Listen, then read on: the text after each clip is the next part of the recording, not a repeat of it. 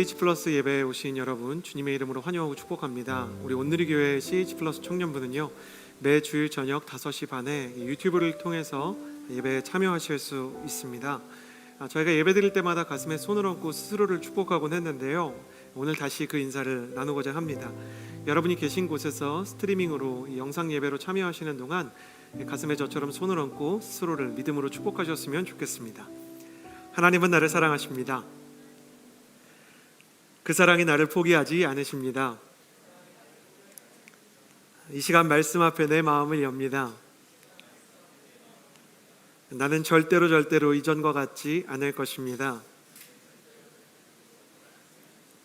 아멘.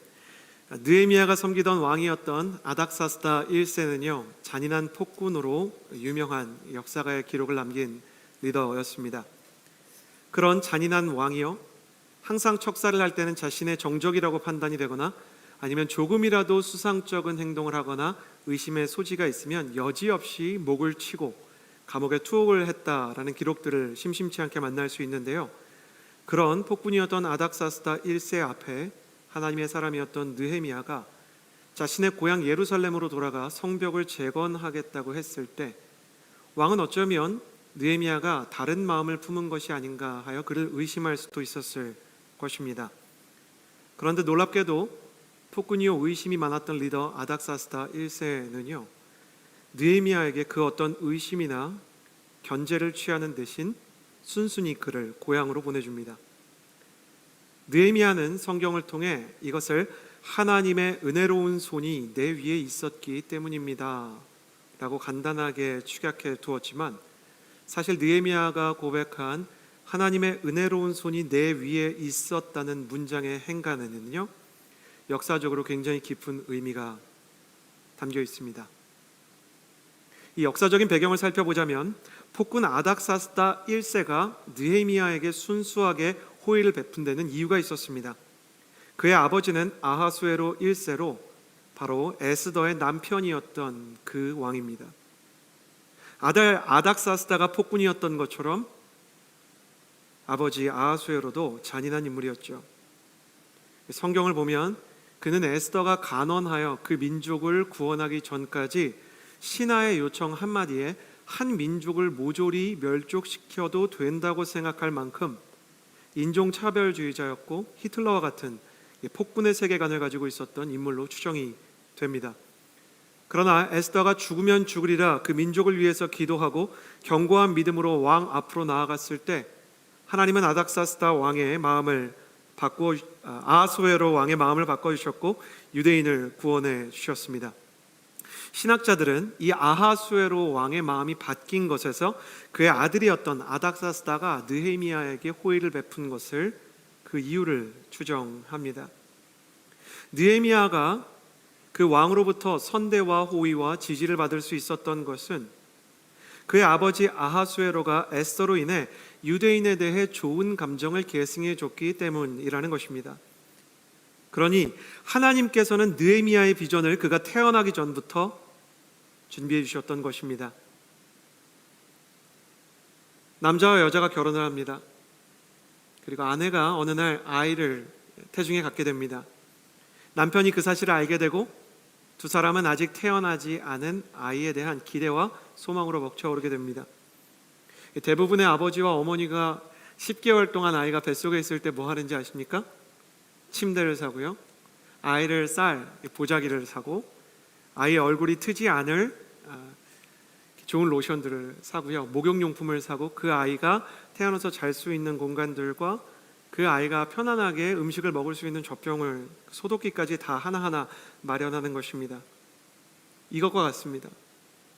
하나님께서는 우리의 인생과 우리의 비전에 대해 언제부터 준비하십니까? 우리가 태어나기 전부터 준비하십니다. 그렇기 때문에 우리가 하나님께 아버지 언제부터 준비하셨습니까? 라고 우리의 인생에 대해, 우리의 비전에 대해 묻는다면 하나님은 아마도 처음부터 내가 너의 인생을 준비했다라고 말할 것입니다. 이 하나님의 마음을 깨달았던 다윗은 그의 말년에 황혼을 바라보는 노인의 포지션에서 시편 23편의 아름다운 시를 지으며 여호와는 나의 목자이시니 내게 부족함이 없으리로다 라고 고백한 시편을 나의 평생의 선하심과 인자하심이 정녕 나를 따를 것입니다 라고 마무리했던 것입니다. 사랑하는 여러분, 여러분이 지금 영상으로 예배하는 그 자리에서 아멘 하셨으면 좋겠습니다. 하나님은 우리가 태어나기 전부터 우리의 삶과 비전을 준비하시는 하나님이신 줄을 믿습니다. 여러분의 인생 가운데 하나님께서 나의 인생에 관심을 가지고 나의 길을, 나의 자리를, 나의 관계를 지키고 계시고 계획하고 계시다는 믿음이 흔들리지 않게 되기를 바랍니다.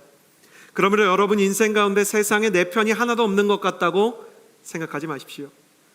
당신이 아무리 고독 가운데, 관계의 단절의 광야 가운데 서 있다 할지라도 하나님만은 영원토록 당신을 떠나시지 않으시기 때문입니다.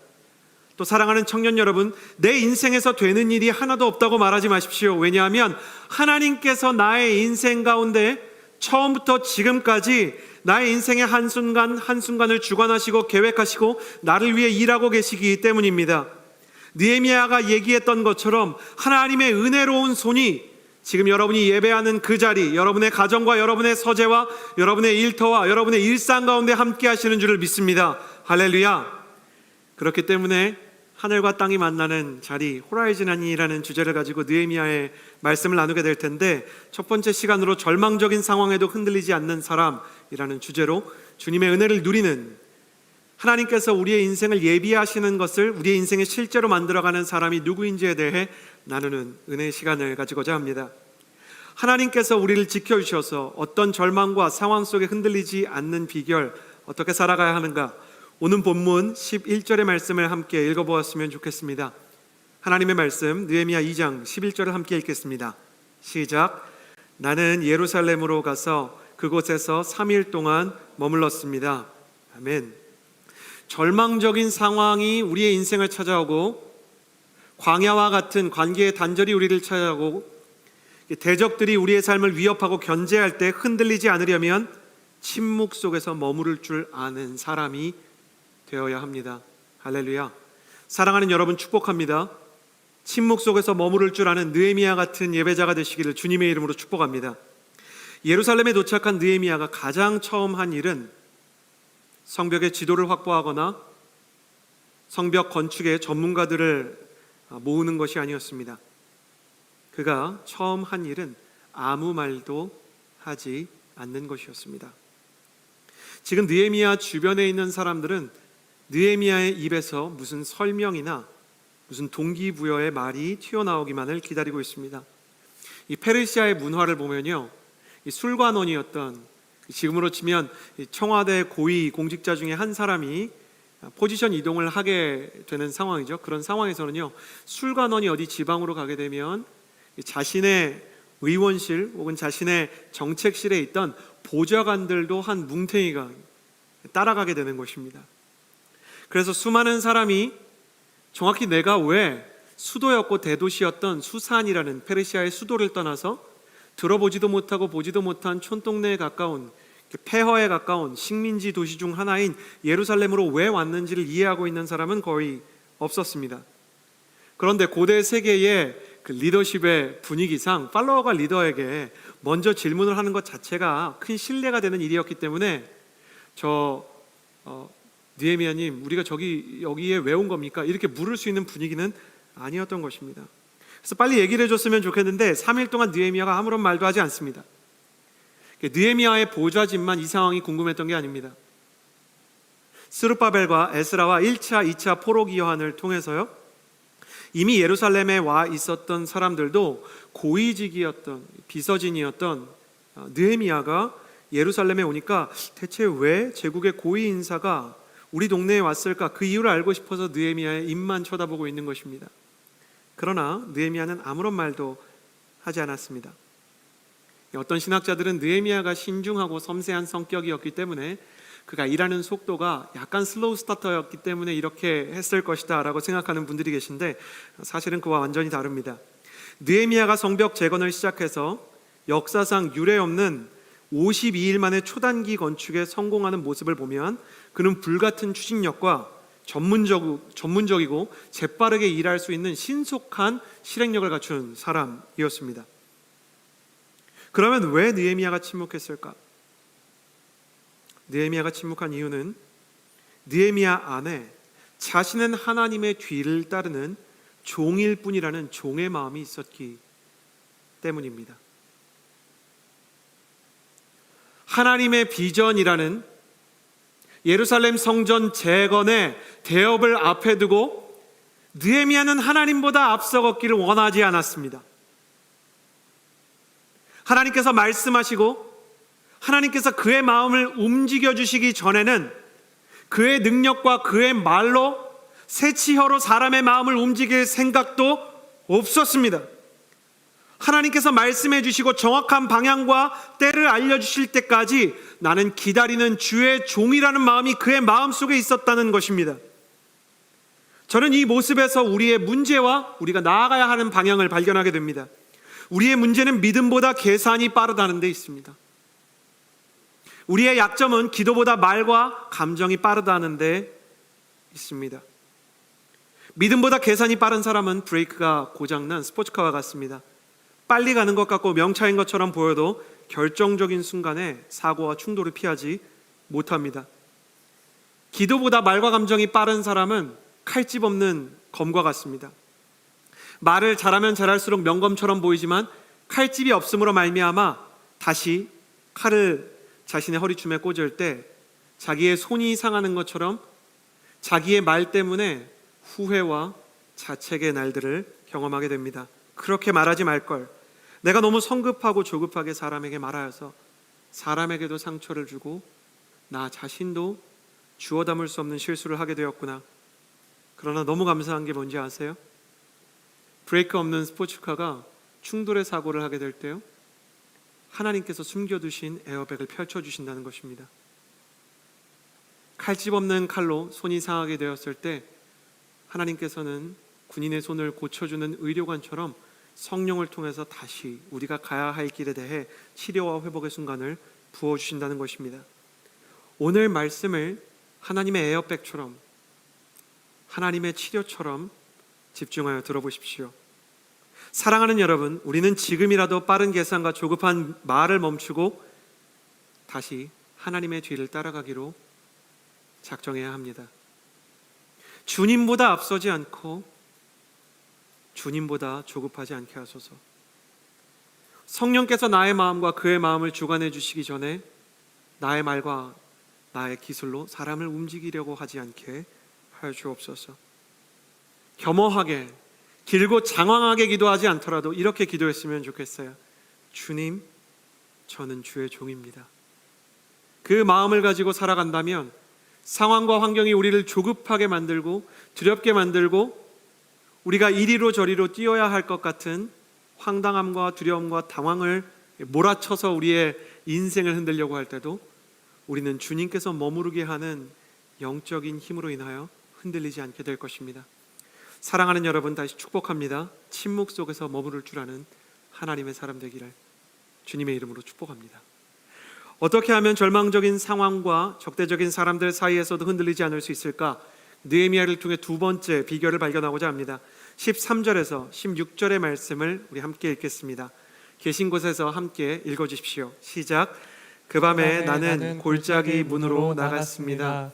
요 우물과 거름 문으로 향하면서 살펴보니 예루살렘 성벽은 다 무너졌고 성문들은 모두 불에 탄 채로 버려져 있었습니다. 그러고는 샘 문과 왕의 못을 향해 갔습니다.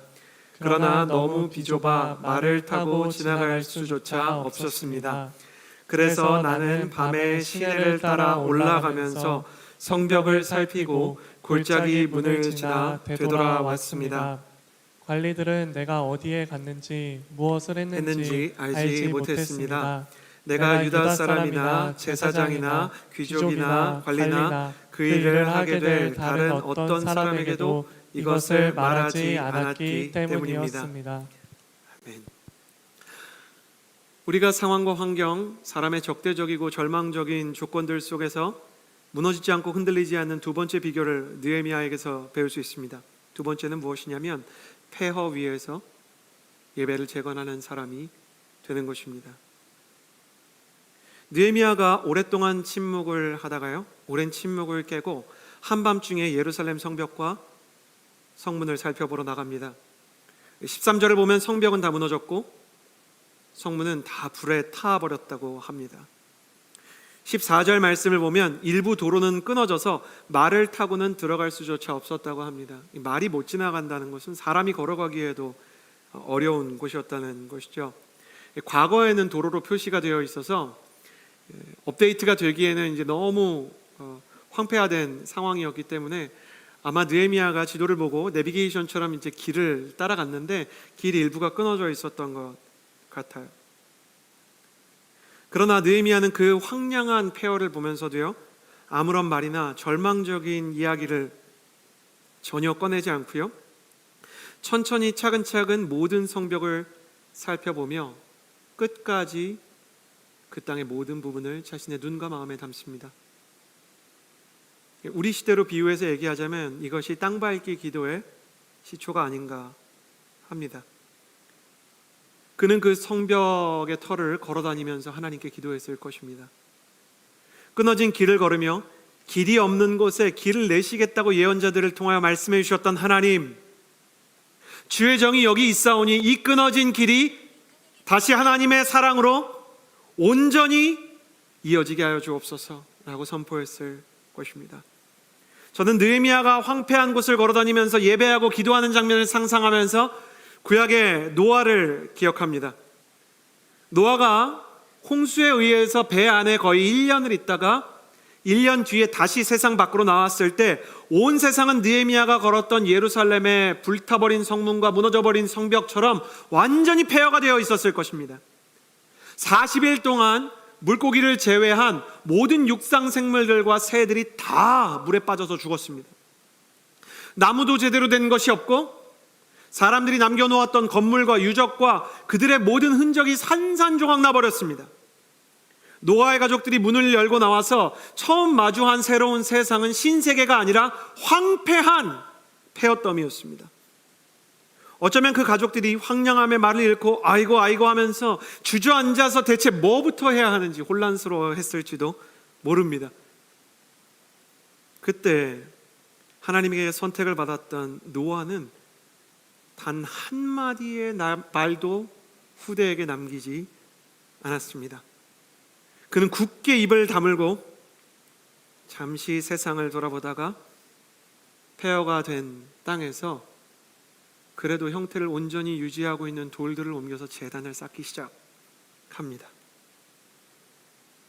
노아가 제단을 쌓으니까요, 아마 아들들과 며느리들 그 아내가 도와줬을지 모르겠어요. 처음에는 한 사람이 제단을 쌓았지만 이내 2사람, 3사람, 그리고 전 인류였던 8사람이 모든 제단을 쌓는데 마음을 다하기 시작했습니다. 노아가 방주에서 내려서 가장 먼저 한 일은 거처할 할 집, 그 터를 찾은 것도 아니고 먹을 것을 찾은 것도 아니었습니다. 그는 본능적으로 하나님과 눈을 마주치던 자신의 인생의 훈련대로 가장 먼저 폐허 위에 예배를 세우기로 작정했던 것입니다. 우리가 보통 때에도 교회를 나옵니다. 그리고 기도를 하고 예배를 드리고 찬양을 합니다. 그런데 우리의 인생이 폐허와 같고 우리의 진로의 길이 가로막히고 우리의 지나온 인생의 견고한 성벽이라고 생각했던 관계들이 무너지고 나의 인생의 능력이라고 생각했고 재능이라고 생각했고 은사라고 생각했던 것들이 세상의 것에 비해 그렇지 않다는, 세상으로 나아가는 나의 문이 되어야 하는 성벽들이 무너진 것을 마주하게 될 때 드리는 폐허 위의 예배는 다른 것입니다. 남자들이 군대 갑니다. 군대 들어가서 처음부터 머리 깎고 기합 받고 그때부터 이름을 잃어버린 사람이 돼요. 다니엘이 자기 이름 잃어버리고 벨드사살이라 그랬잖아요. 저는 아직도 잊어버리지 않아요. 232번 훈련병 딱 그래요. 그러다가 언제 처음으로 마음이 부드러워지냐면 교회 갈 사람 나와 이렇게 소리를 질러요. 그러면 저 멀리 보이는, 저는 논산에서 훈련을 받았는데 저 멀리 보이는 연무대 훈련소가 있거든요. 거기 가면 맨날 그 실로암을 부릅니다. 실로암 오래된 찬양이잖아요. 더 이렇게 세련되고 더 요즘 세대의 마음에 이렇게 공감이 되는 찬양이 있는데도 불구하고 실로암 찬양팀이 연습하는 것만 봐도 의자에만 앉아도 눈물이 나고 지금까지 나를 인도해 주신 하나님에 대한 감사가 튀어나오는 거예요. 그날은 목사님께서 무슨 설교를 하는지 중요하지 않아요. 무슨 설교를 하시든지 은혜가 되는 거예요. 왜 그래요? 내 상황이 절박하고 앞으로 나의 인연이 폐허와 같이 느껴지기 때문이에요. 코로나로 중단된 폐허 속에서 상황과 환경에 함몰되어서 예배를 잃어버리는 사람들이 있고, 날마다 하나님 앞에 자신의 서재와 자신의 일상을 지성소로 만들어가는 사람들이 있을 거예요. 나는 여러분의 인생 가운데도 폐허 위에 예배가 세워지기를 주님의 이름으로 축복합니다. 코로나 때문에 수많은 사람들이 어려움을 겪어요. 직접적인 어려움을 당하던 그렇지 않던 코로나 블루라고 얘기할 정도로 코로나 때문에 정서적으로 그 집단적인 우울증이 우리를 찾아온다고 이야기합니다. 그러나 기도하는 사람은 상황과 환경에 함몰되지 않습니다. 폐허를 바라볼 때 그는 폐허에 대해서 분석하고 불타버린 성문들을 보면서 처참한 감정을 SNS에, 인스타그램에, 페이스북에 기록하는 대신 하나님 앞에 무릎 꿇는 것을 선택합니다. 폐허의 예배, 그것이 우리가 선택해야 하는, 상황과 환경에 함몰되거나 흔들리지 않는 우리가 가야 하는 길인 것입니다. 지금 우리에게 필요한 것은 폐허 위에 세워진 예배입니다. 보통 예배가 아니라 간절한 예배, 인간적인 예배가 아니라 영적인 예배가 필요합니다. 우리에게 필요한 것은 종교가 아닙니다. 살아 움직이는 신앙이고 생명입니다. 나는 여러분이 종교 생활이 아니라 신앙 생활을 하게 되기를 바랍니다. 여러분이 습관에 의해서가 아니라 생명에 의해서 이끌려지기를 바랍니다.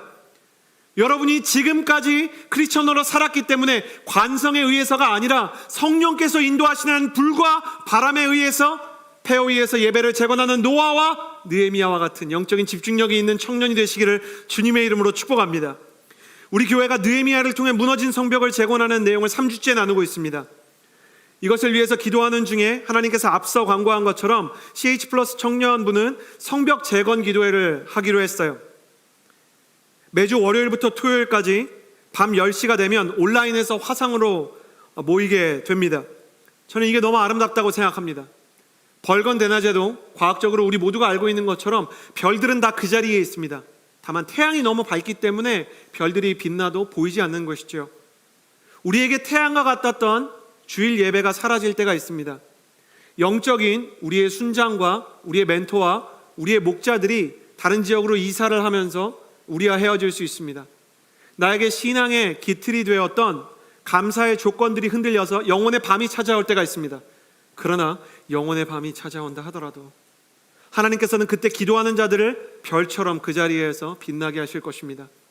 어두운 밤하늘을 보지 말고 그 밤하늘에 빛나는 별처럼 하나님 앞에 기도하는 다니엘 같은 사람, 느헤미야와 같은 사람, 노아와 같은 사람이 되시기를 주님의 이름으로 축복합니다.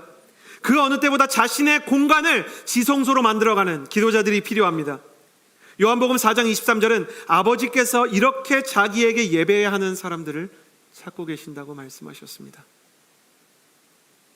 하나님께서 예배하는 사람을 찾으실 때 저와 여러분이 그분의 눈 안에서 발견되기를 바랍니다.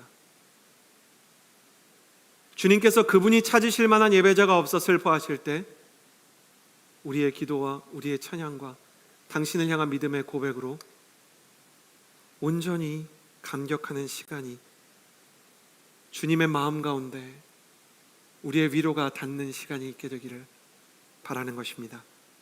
카카오톡 CH 플러스 채널을요, 카카오톡에서 CH 플러스를 검색하시면 저희 공동체의 소식지가 이렇게 나오게 되는데 거기에 양방향 소통이 가능합니다. 보이지 않는 성벽 재건 기도에 참여하고 싶습니다 라고 이렇게 의사를 표시해 주시면 저희가 52일간 느헤미야가 성벽을 재건했던 기간만큼 기도하는 이 기도에 참여할 수 있도록 여러분을 초청해 드리겠습니다. 당신의 서재를 지성소로 만드는 예배자가 되시기를 축복합니다. 기도하는 행동을 넘어 기도하는 사람이 되십시오. 주님이 일평생 당신의 기도 가운데 응답과 하나님의 역사를 기록해 주시기를 소원합니다.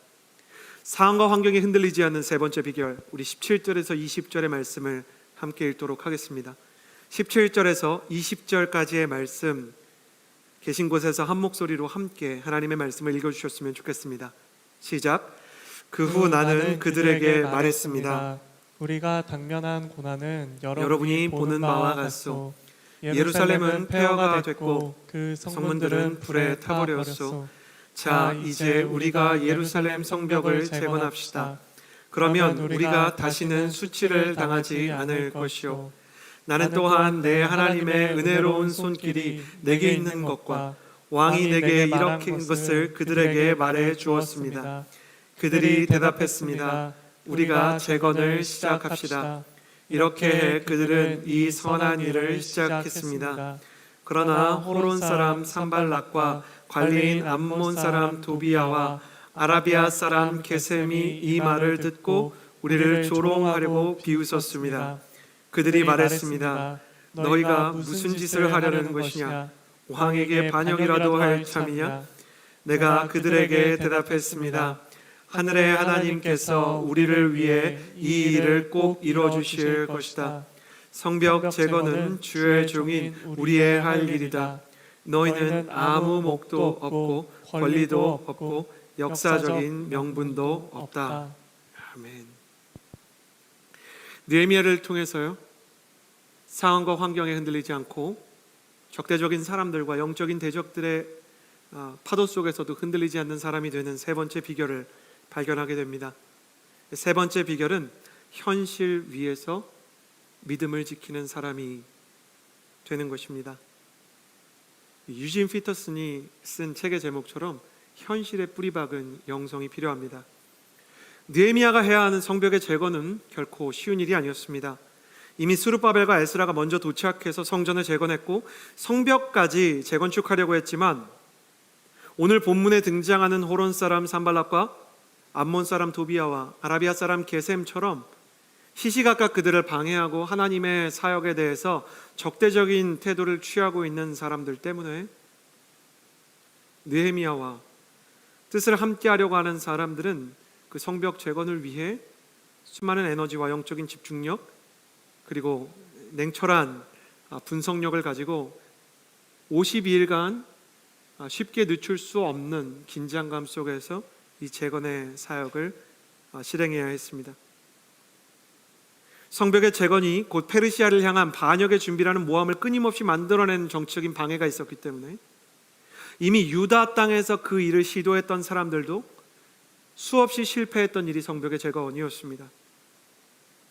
느헤미야가 본 폐허와 같은 상황, 그리고 느헤미야가 직접 만져보았던 불타버린 성문은 그보다 먼저 일찍 도착해서 자리를 잡았던 유다 사람들에게 패배의 흔적이었고 실패의 잔해였습니다. 그들은 불타버린 성문과 무너진 성벽을 볼 때마다 자신들의 민족이 아무것도 할 수 없다는 패배의식에 어려운 상황 속에 절망감을 마주해야 했던 것입니다. 크리스천이라면 절망적인 현실 속에서 현실의 악조건을 마냥 외면해서는 안 됩니다. 어려운 상황이나 대적의 거센 반대와 같은 고난과 핍박은 우리가 아무리 뜨겁게 기도한다고 해서 하루아침에 손바닥 뒤집듯이 다 날아가 버리고 해결돼 버리는 게 아닙니다. 어떤 사람이 나를 미워할 때는 집요하게 미워할 때가 있습니다. 어떤 질병이 나를 찾아왔을 때에는 그 질병이 나의 평생을 괴롭힐 수도 있는 것입니다. 경제적인 가난이 이번 주에는 있다가 다음 주에는 한 번에 사라지지 않습니다. 멈춰버린 진로의 문제나 기도하지만 응답이 없는 내가 이루어야 하는 연애와 결혼의 문제가 한순간에 해결되지 않습니다. 그것은 신기루가 아니라 우리의 뒤를 따라오는 그림자와 같은 것입니다. 그렇기 때문에 우리가 현실 속에 존재하는 위협과 공격과 아픔을 가볍게 무시해서는 안 되고 이것이 장기전으로 갈 수 있다는 단단한 대비와 마음의 준비를 해야 하는 것입니다. 그러나 크리스천이라면 그 어려운 악조건을 눈 부릅뜨고 바라보면서도 미래에 대한 결론을 함부로 내려서는 안 되는 것입니다. 우리는 미래를 두려워하는 것 같지만 사실은 과거 때문에 미래에 대해 부정적인 예언을 합니다. 헨리 나우엔이 얘기했던 것처럼 헨리 나우엔은 21세기의 청년들이 자신의 미래와 내일에 대해 허무주의와 부정적인 예언을 스스로 쏟아낼 것이라고 얘기하는 거예요. 우리 세대는 이렇게 이야기하는데 능합니다. 아마 난 안 될 거야. 그리고 농담삼아 이렇게 얘기합니다. 이번 생엔 틀렸어. 나는 흙수저로 태어났기 때문에 내 인생은 흙수저가 될 수밖에 없고 내 자녀도 그럴 수밖에 없어 라고 얘기하는 것입니다. 그렇게 진단할 만큼 우리의 인생이 힘들 수 있습니다. 힘들지 않다는 게 아닙니다. 그러나 우리의 인생이 지금 힘들다고 해서 나의 오늘과 내일에 대해 내가 함부로 결론을 내려서는 안 됩니다. 한 목사님이 얘기한 것처럼 교만을 한 문장으로 정리하면 교만이라는 것은 하나님을 대신해서 결론을 내리는 것이기 때문입니다. 결론을 내리는 것은 하나님의 일입니다. 쉼표는 우리가 찍을 수 있습니다. 하나님 참 힘든 상황입니다. 하나님 참 어려운 상황입니다. 쉼표는 찍을 수 있지만 마침표를 찍는 것은 주님의 고유의 권한이신 줄을 믿습니다. 사랑하는 여러분, 여러분의 인생의 마침표는 주님만 찍으실 수 있습니다. 우리의 탄생과 죽음이 주님에 의해서 시작되고 끝나듯 우리의 인생의 마침표와 우리의 인생의 내일도 주님의 손 안에 있는 줄을 믿습니다. 사랑하는 여러분, 당신의 인생에 대해 우스갯소리로라도 절망적인 예언을 쏟아내지 마십시오. 농담으로라도 허무주의적인 마침표를 찍지 마십시오. 결론 내리지 마십시오. 왜냐하면 결론을 내리는 것은 하나님의 일이기 때문입니다. 현실의 어려움에 아파하는 것은 인간이기 때문에 하나님도 위로하시는 연약함입니다. 그러나 내일에 대해서 결론을 내리고 단정하는 것은 연약함이나 부족함이 아니라 하나님의 책망과 하나님의 징계를 불러오는 교만한 태도요, 삐뚤어진 태도입니다. 그렇기 때문에 하나님, 우리가 너무 힘든 상황을 지나고 있습니다. 앞이 보이지 않습니다. 괴롭습니다. 하나님, 내가 너무너무 눈물이 납니다. 내 힘으로 이겨낼 수 없습니다 라고 이야기하다가도 그러나 나의 오늘과 내일을 주님께 맡겨드립니다. 주님 안에 수가 있고 길이 있고 계획이 있음을 믿기를 원합니다 라고 기도에 마침표를 찍을 수 있는 사람 되시기를 바랍니다. 지나간 연애의 상처 때문에 결혼과 가정의 축복을 부정해서는 안 됩니다. 시험과 취업에 번번이 떨어졌던 과거 때문에 나의 인생의 진로와 나의 인생의 내일이 하나님의 은혜 아래 있는 것이 아닌 것 같다고 얘기해서는 안 되는 것입니다. 고난과 아픔 때문에 내 인생을 초조하고 내 가정에 대해 원망과 불평을 쏟아내서는 안 됩니다. 그래서 크리스천이라면 냉정한 현실의 인식 이후 견고한 믿음으로 하나님께서 하실 일을 구하며 기대해야 합니다. 느헤미야는 과거에 실패한 역사를 명확히 알고 있습니다. 대적들의 방해에 대해 냉정하게 예측하고 분석할 수 있는 사람입니다. 그럼에도 불구하고 자기는 수많은 사람들이 실패했던 이 성벽을 반드시 재건해야만 자신의 인생이 의미 있는 사람인 것처럼 사람들에게 그 마음을 토로하기 시작합니다. 왜 그렇습니까? 그의 마음 가운데 수산성의 그 편한 자리와 높은 자리를 포기하고 이 자리로 한달음에 달려올 만큼 자신의 마음이 뜨거워지고 자신이 품고 있는 이 꿈이 하나님의 비전이라는 확신이 있었기 때문입니다. 내일에 대한 두려움이 있을 때, 내 인생의 꿈에 대한 확신이 없을 때는 절망과 허무주의에 주저앉을 때가 아니라 혹 나의 꿈이 내가 원하는 것들이 하나님이 원하시는 것과 다르지 않습니까? 라고 기타를 연주하는 사람이 늘 연주 전에 기타의 현을 조율하듯 하나님과 조율하는 시간을 가지면 되는 것입니다. 포기하거나 침체의 잔해 위에 앉아있지 마시기를 바랍니다.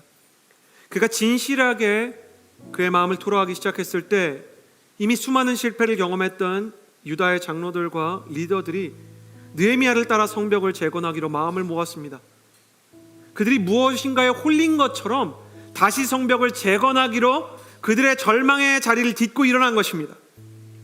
다른 것에 홀린 것이 아니라 느헤미야 안에 있는, 느헤미야 안에 계셨던 성령님에 의해 그들의 마음이 새로워졌던 것입니다. 사랑하는 여러분, 기억하십시오. 성령님의 손에 사로잡힌 단 한 사람이면 충분합니다. 예수 그리스도의 말씀에 사로잡힌 단 한 사람이면 충분합니다. 하나님을 향한 견고한 믿음을 가진 믿음의 단 한 사람, 하나님의 마음에 공명하며 그분의 마음을 헤아리기 원하는 예배자 단 한 사람, 하나님의 꿈과 비전에 헌신하기로 작정한 헌신자 단 한 사람, 그 한 사람을 통해 우리 가정의 예배가 세워질 것이고 우리의 나라가 변화될 것이고 우리의 교회도 새로워질 수 있음을 믿습니다. 저와 여러분, 우리 한 사람 한 사람이 바로 당신이 그리고 제가, 우리 모두 한 사람 한 사람이 하나님께서 찾으시는 한 사람 한 사람이 되기를 원하는 것입니다. 아마도 우리가 기도하려고 하면 많은 사람들이 우리의 기도를 방해할 것입니다. 아마도 내가 비전에 헌신하기로 하면 지난날의 실패의 상처들이 우리의 마음을 괴롭힐 것입니다. 다시 사랑하기로 결정하면 지난날 관계의 실패가 나를 아프게 할지도 모릅니다. 그러나 내가 지금 말씀을 듣고 있는 여러분이 지금 마음이 뜨거워지고 있다면 그 마음은 하나님께서 주시는 것입니다. 당신이 구하는 비전도 예배하고 싶은 마음도 정말 일어나고 싶다, 기도하고 싶다는 마음이 든다면 성령께서 지금 일하고 계시는 것입니다. 절망적인 상황과 적대적인 사람은 우리를 흔들 수 없습니다. 수많은 대적들이 느헤미야와 사람들을 비웃었지만 그는 단지 이렇게 얘기했습니다. 하나님께서 우리를 위해 이 일을 꼭 이루어 주실 것이다. 성벽 재건은 주의 종인 우리가 할 일이다. 그 뒤에 한 말이 너무 멋있어요. 너희는 아무 목도 없고 권리도 없고 역사적인 명분도 없다. 저는 이걸 이렇게 읽어요. 낄 때 끼고 빠질 때 빠져라. 내 비전에 너희의 첨삭 필요 없다. 내가 기도하고 내가 예배 드리는데 너희한테 컨펌 받을 거 없다. 내가 하나님 앞에 나아가는데 네가 나에 대해서 아무리 우습게 생각하고 아무리 부족하다고 생각해도 나는 이 길을 갈 것이다. 나는 하나님 앞에 설 것이고 기도하는 것이 내 일이다라고 말할 수 있는 담대한 하나님의 사람. 나에게 무슨 말을 하던, 상처든 나의 자존감을 공격하는 말이든 No thank you, 너의 말은 나한테 중요하지 않아 라고 말할 수 있는 견고한 믿음의 방패를 가진 하나님의 사람이 될 것을 믿습니다.